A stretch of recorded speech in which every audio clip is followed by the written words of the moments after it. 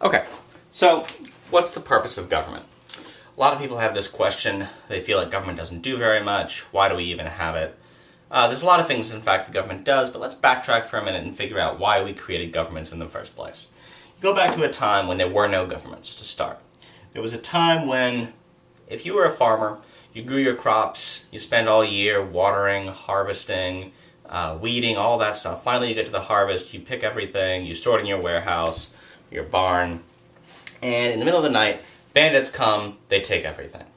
So, if bandits take everything from you, there's nothing you can do about it, because there is a state of nature. There are no laws, there is no government. Maybe you get together with some friends, you go steal it back. Maybe you go kill those bandits. Maybe if you get involved with stuff like that, somebody's going to come and kill you. There's not a lot of security, so in a state of nature, that's what we call it, there's no safety, there are no laws. It's not a very happy situation. So, eventually, what we end up with is some people figure out, alright, this sucks. We're going to do something about this. We are going to create the social contract, which essentially means we are going to create government. The goal of government, then, is going to be to protect people from each other and to protect people's stuff. That's the point. So government exists to protect people and to protect stuff. John Locke is a social contract philosopher who explained this idea and put it in terms that we now explain it now. Locke was influential for people like Thomas Jefferson, who wrote the Declaration of Independence. His ideas have been able to stand the test of time, and we still refer to them today. They're very important for civics and understanding this idea of American government and what our democracy is supposed to look like and what our government is supposed to do. Locke says, everyone has a right, a natural right, to life, liberty, and property. What is a natural right? A natural right is something that everyone has, just because you're born. Everybody in the world has natural rights. Doesn't matter where in the world you are. Nobody gave it to you. You were born with it, and nobody can take it away. So, Locke says the purpose of government is to protect life, liberty, and property. If it does that, government is working properly.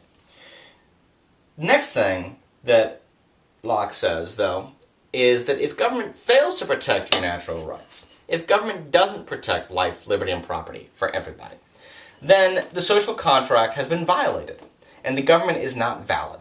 So if the social contract is violated, if government isn't protecting life, liberty, and property, there's no reason that people need to listen to it. In fact, they shouldn't. They should have a revolution, they should create a new government, they should figure out a way that they can make sure that those natural rights, life, liberty, and property, are protected. That's why we had the American Revolution.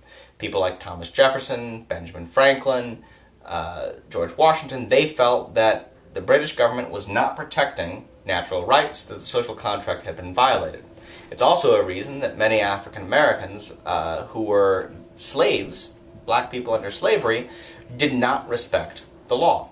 People like Frederick Douglass felt that life, liberty, and property were not being protected for black people, which they were not. And so people like John Brown felt that they could violate the laws because those laws were laws of an unjust government. So if life, liberty, and property are not protected, you can have a revolution. As long as the government is protecting life, liberty, and property, people are supposed to respect those laws. That's called the social contract. It's an agreement between people to create government. That takes us back to the idea of democracy. Government is created by people so that people's rights are protected.